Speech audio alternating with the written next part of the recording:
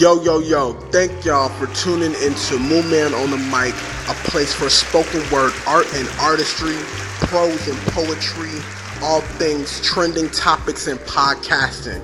I told y'all I was going to start dropping my podcast this summer. This is the first segment, kind of an introduction into it. And I'm excited about it. This is a hell of an experience for me. It's a new experience for me.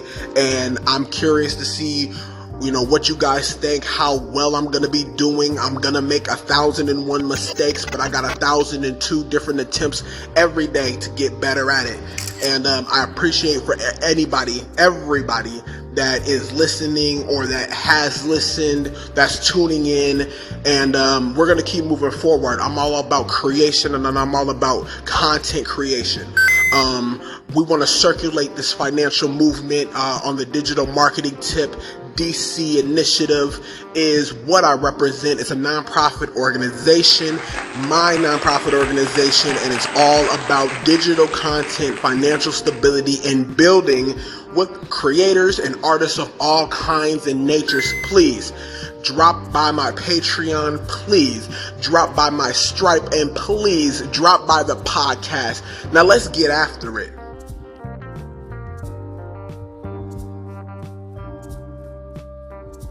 Alright, so check it out. Let's start out with Ice Cube being the first black man to own his own sports conglomerate, the Big Three. He's definitely been doing the Big Three for some time. All NBA players, retired or legacy players that may no longer be in the NBA, may no longer have a contract, they have the opportunity to play in the Big Three. And he's been dropping the Big Three for years, and he's taken it to the next level. His Big Three has gone international. It's amazing because you rarely see a black owner or ownerships of any kind of NBA, NFL, NHL, sports situation, and he has a conglomerate, a potential conglomerate, and I'm excited about that. So let's move on. And then we have Tyler Perry. Tyler Perry, ladies and gentlemen, he officially owns BET. Ladies and gentlemen, the Breakfast Club has just made it on BET. Ladies and gentlemen, everything on BET is Tyler Perry as it is. There was a variety of people who indeed threw their hat into that ring. Even Puff Daddy was attempting to grab a hold of BET. Shout out to the past owner, Deborah. I'm excited. Tyler Perry, BET. Okay, he has the studios in Atlanta, massive land, and I'm just curious to see what more he has building. I'm excited for him. Drop a bomb, as Breakfast Club said, for Tyler Perry, people. And let's move on after this one. And so I want to do a 90-day flashback for this year, right? We had the federal leaders visit the Center for Black Entrepreneurship by the Black Economic Alliance Foundation, and that was earlier this February of Black History Month. So let's get into it.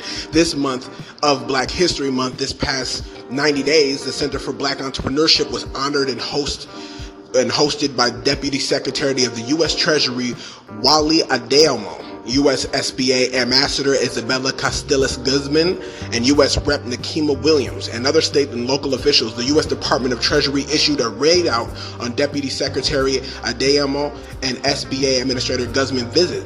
This was all about the advancement of black entrepreneurs, especially on the digital marketing side tip, how a lot of black creators and a lot of black artists have not been getting recognized on a lot of platforms for their creating content versus their white counterparts or other people of color content. You have TikTok, who would shadow ban some of the black creators more often than not.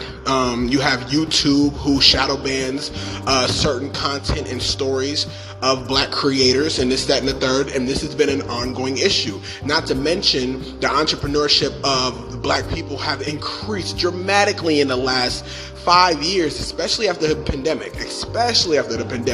You have a lot of black entrepreneurs now, you have a lot of black millionaires now, you have a lot of black billionaires now, and they are putting their money their money behind the community. I'm super excited about that. Deputy Secretary Ademo definitely headed up that whole situation, and this is the 90-day flashback.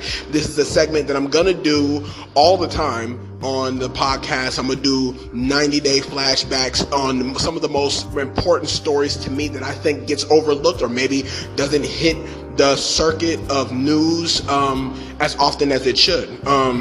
Following the CBE Student Showcase, Black Economic Alliance's CEO Samantha Tweedy moderated a roundtable discussing with Deputy Secretary Ademo and Administrator Guzman, titling "Breaking the Glass Ceiling: Political Programs and Practicing Advancing Black Entrepreneurship Growth and Opportunity," which centered solutions that will improve access to capital in historically underserved communities and the importance of supporting Black business and workforce development programs all across the nation. These are going to be programs that will be implemented throughout the year, and it will be felt from the top down and bottom up. If we stay focused and if we keep the Black currency circulating within the Black community, I do believe that we will increase, ladies and gentlemen, we will increase our wealth to the levels where it can sustain all of us. I'm super excited about that. Let's move on. All right, and now let's talk about Juneteenth. You know Juneteenth is just around the corner, and I always salute my ancestors on that day. Every day is a day for salutations to our ancestors for doing what they had to do to make sure that we are all free to do the podcasting that I do and to walk the land that we walk in, to breathe the air that we breathe under the Most High. So again, and it should be known, but you'd be surprised how many people don't know the history of Juneteenth, so I gotta put it here for you. Again, Juneteenth celebrates the day in 1865 when news of the Emancipation Proclamation was delivered to enslaved people in Galveston, Texas, more than 2 years after President Lincoln issued the order freeing them. It came about 60 years after the Haitian War of Independence. Both cases involved the internal suppression of news internationally as well. And that is the connection between us and the Haitian Revolution, to be honest with you. And just to go a little further, there was an online conversation on June 16th. Weston Lee, a PhD and assistant professor of history, urban American and African American studies at Fordham, and Rafael Zapata, Fordham's chief diversity officer, discussed how the two events are tied together. Even after the Emancipation Proclamation, you had the classic example of hundreds of thousands of people who were free in Texas but would remain unfree for another 2 years because it was suppressed, And then the Haitian Revolution, if you go back to 1791, not only were words of the French Revolution being suppressed among the enslaved population in Saint Domingo, and this is before the Haitian Revolution. There was a revolution in France, and at the time in Saint Domingo, as it was known back then, but news of the Haitian Revolution, which lasted for over a decade, was suppressed among the free Black and enslaved population here in the United States. So it just goes to show you the importance of Juneteenth, how they tried to suppress the Emancipation Proclamation news. When the Haitian Revolution happened, they tried to suppress that. And even before that in Saint Domingo, you had the African and Black population over there rising up against the French conglomerate and the hierarchy because of basically the same reasons. All three of these events are drastically connected. Do you see what I'm saying? Drastically connected. And this is why it's so important, you know what I mean? And I may have been chopping it up on here, and so I apologize in advance if I may have left some important information out, or I needed to add some information here. You can always do your research, but Juneteenth needs to be celebrated. I'm glad that a lot of states have made it a federal holiday. Not all the states have made it a federal holiday, by the way. Not all the states celebrate Juneteenth, even to this day. So that's something to be talked about. We need to get that out there. There needs to be a mass reading and a mass study on that day, every day, all the way into the end of time, people. You see what I'm saying? Like that's how serious it is for me. Shout out to Juneteenth. Anything that you're doing on Juneteenth is all over the nation. There's plenty of events, plenty of things you can get into, and just salute to the ancestors. Okay, let's move on. All right, so let's get into a little bit more of the motivation. Again, this is Movement on the Mic, spoken word artist and artistry, all things trending topics amongst Black excellence and podcasting. And again, I'm doing this all over the phone, ladies and gentlemen. I do not have a microphone. I do not have the podcasting requirements in order to do a good podcast. The only thing I have is my motivation and my determination to do what I love to do.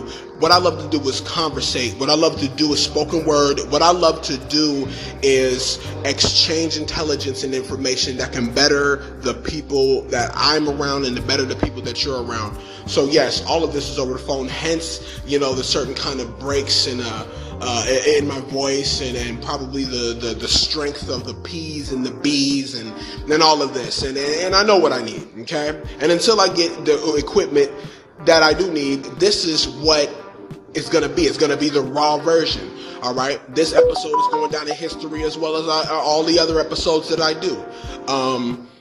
So it's encouraging for me. If anyone is thinking about starting anything, no matter where you're at, start it. That's my encouragement to you. No matter what you're doing, start it. You know what I mean? If you have the motivation, do it. Do it where you're at. Change your environment by sheer willpower. That is what is motivating me to do my podcast. That is what's motivating me to do these episodes. That is what's motivating me to expand my nonprofit organization, to expand my LLCs, to really get down and get serious about my craft. And I encourage everybody to start where you're at. You don't have to be at the top. You don't have to be at the bottom. You can be exactly where you're at. And if you love doing what you got to do and doing what you love to do most, do it. Don't let nobody stop you. Don't worry about the equipment. Don't worry about the money. All that'll come. You know what I mean?